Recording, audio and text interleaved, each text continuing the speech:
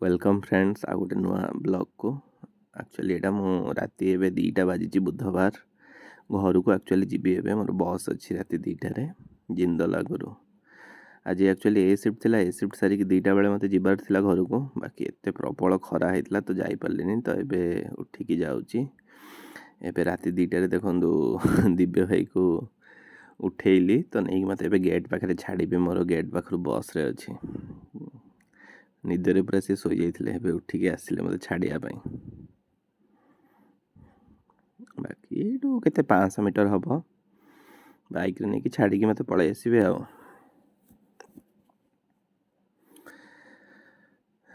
बाकी एटा देखंतु मु आसिक पहुंची गली जिंदल गेट आगे रे। एई किछि हम मेन गेट रो व्यू नै छी। राति रे तो किछि लाइट फाइट जळिनी, एते क्लियर देखा जाउनी। बाकी सिक्युरिटी चेक कला, साइन फाइन कली, तबरे आसिक मेन गेट रे ठिया आइछि। 15 मिनिट भितर आसी जीवो बस। एक्चुअली 2टा कहिथिला, 2:15 रे बस आसीला। बाकी एमती एक्चुअली कौन होची कि आज मोर ए शिफ्ट थिला, तो एक्चुअली मोर एबे नेक्स्ट 3 दिन छुट्टी अछि। बाकी ए शिफ्ट करके आसली रूम रे पहुंचली 3टा बेलू, जो खरा हेतिला तादरे माने खाली एसी लगे शोइले आ माने आत्मा कहलेनी कि जे उठिकी जीवा पई घर को। सेठू फोन कली 3टा बेले बस वाला को, कहली भाई गोटे सीट रखिदब मु जीवी राति रे। एइठू एक्चुअली 2टारे जीवो, कटक रे 5टा 5:30 रे पहुंचू जे आ। एइटा ही भाबिली बेस्ट, राति रे पळेबी आराम रे, किछि टेंशन नै। आ एटा कोन रूम आगुरु आ 2टा बेले 3टा बेले जो बस अछि सेटा डायरेक्ट मते अनुगुल टाउन जीवा पड़थांदा सेइठू। एटा कोन लाइन बसटा सेपटे आसुची कुचिंडा आडू, तो डायरेक्ट आम प्लांट आगुरु ही जाउची। तापर देखंतु एटा मेन गेट आगे बहुत सारा ट्रक जाउथला, सेइटार क्लिप नै छी। आ एटा देखंतु बसी सालेनी मो बस रे। आ एटा देखंतु किछि सारा क्लिप नै छी आम प्लांट रो। मेन रोड रो जो प्लांट देखा जाउची, लाइट पछरे देखा जाउची ना, एटा एक्चुअली आम मेन प्लांट रो। बाकी एटा देखंतु अनुगुल टाउन रे पहुंची गली। एटा अनुगुल म्युनिसिपालिटी ऑफिस टा। एमती बस रे एक्चुअली कोठे 4 नंबर सीट मो पई रखिथिला।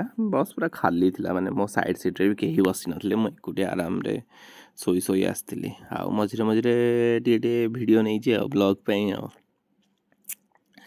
बाकी बस रो वीडियो नै पारनी ठीक से।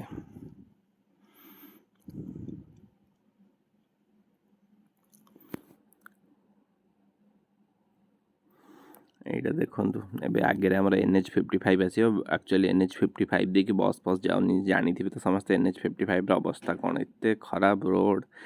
10 वर्ष हेलानी से रोड रो काम चलछि।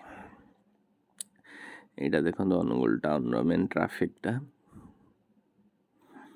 बाकी एबे नुआ काम होई कि एमती दी साइड रे रोड लाइट आ भलो भलो लाइट सब लागी जाइछि।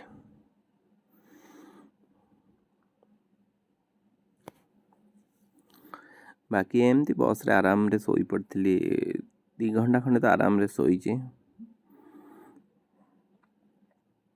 तापर कोन आ एटा देखंतु किछि किछि क्लिप नै छै। एटा एबे अनुगुल टाउन रे ही अछि, तो से टाउन रे टी जो लाइट फाइट लागि छि तार ही किछि गुडा व्यू नै छी।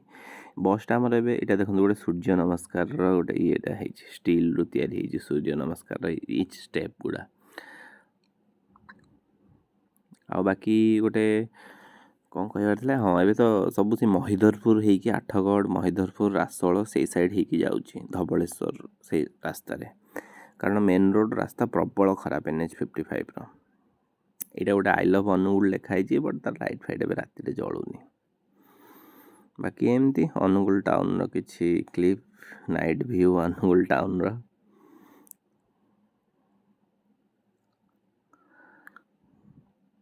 बाकी रोड टा बहुत भल लागुतला, दी साइड रे जो लाइट फाइट लागितला ना बहुत सुंदर लागुतला। तो मु सेही वाला क्लिप टिके अधिका नै जाई छी। आपण बोर होउथिबे एते समय लानी खाली से रोड देखौछि। एगुडा देखंतु गोटे रोबोट है स्टील रे वेस्ट रो।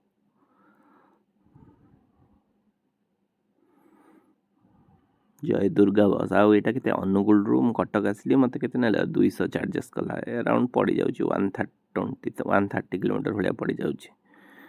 तो लगभग 200 टका चार्ज कला। एटा में देखंतु आ तो किछि वीडियो नै नथली, डायरेक्ट मु आसी पहुंची गलेनी कटक। एटा महानदी रो व्यू देखंतु, जन्ह भी अछि, टिके टिके दिन है छी, मस्त देखा जाउतला। ବାକି ମହାନଦୀରେ ତ ଏବେ ପାଣି ବେଶୀ ରହୁନି, ବାକି ଯେତିକି ଅଛି ଆଉ ଗୋଟେ ପଟେ ହିଁ କେବଳ ପାଣି ରହୁଛି, ଆର ପଟ ପୁରା ଶୁଖିଲା। ବାକି ଭିଉଟା ଭଲ ଥିଲା ତ ତାର କିଛି କ୍ଲିପ୍ ନେଇଛି। ଏଇଟା CDA ହେଇକି ଆମ ବସ୍ଟା ଯିବ। ଏଇଟା ଦେଖନ୍ତୁ ଆମର ଆସିଗଲା କେଉଁ ଛକ, ଏଇଟା ଜୁଡ଼ିସିଆଲ ଛକ ବୋଧେ। ତ ଏଇଠି ଜୁଡ଼ିସିଆଲ ଛକରୁ ଏବେ ଯାଉଛି ଆମର ବାଦାମବାଡ଼ି ହେଇକି ଯିବ।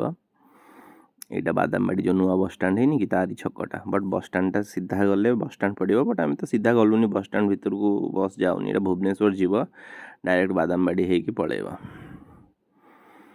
এই ରୋଡ଼ ଏଇ ଏରିଆଟା ଭଲ ଡେଭଲପ୍ ହେଇଛି। ବସଷ୍ଟାଣ୍ଡ ବି ତ ବହୁତ ସୁନ୍ଦର ହେଇଛି। କେବେ ଗଲେ ଆପଣଙ୍କୁ ବସଷ୍ଟାଣ୍ଡର ଭିଡ଼ିଓ ବି ଦେଖେଇବି। ନେତାଜୀ ବସ୍ ଟର୍ମିନାଲ ପୁରା ଏୟାରପୋର୍ଟ ଭଳିଆ ହିଁ ହେଇଛି। ଜାଣିଥିବେ ତ ଆପଣମାନେ, ତଥାପି କେବେ ଗଲେ ତା ଭିଡ଼ିଓ ମସ୍ତକିନା ନେଇକିନା ଦେଖେଇବି। ବାକି ଏଇଟା ଦେଖନ୍ତୁ, ଏଇଟା ଏପଟ ସାଇଡ଼୍ରୁ ଏଣ୍ଟ୍ରିଟା ବସ୍ ଟର୍ମିନାଲ। ଏଇଟା ମେନ୍ ଏଣ୍ଟ୍ରି ନୁହଁ, ଏଇଟା ଗୋଟେ ସାଇଡ଼୍ ଏଣ୍ଟ୍ରିଟା ଆଉ। ବସ୍ ଫସ୍ ଯିବା ଆସିବା କରେ। ମୋ ବସ୍ ବି ଏଇପଟେ ପ୍ରାୟ ଆସେ। ଏବେ କେତେ ଟାଇମ୍ ଲଗଭଗ ହେଇଗଲାଣି 5:15। ଆଉ ଏଇଟା ବାଦାମବାଡ଼ି ଛକରେ ନିଦ ଭାଙ୍ଗିଲା ମୋର।